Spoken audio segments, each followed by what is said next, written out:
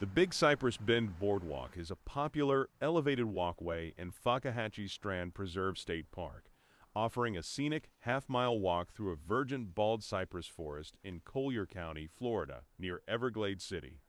It's known for wildlife viewing, including alligators, wading birds, and potentially the Florida panther, with interpretive signs detailing the unique ecosystem. The boardwalk, rebuilt after Hurricane Ian, provides an accessible way to experience the Everglades beauty.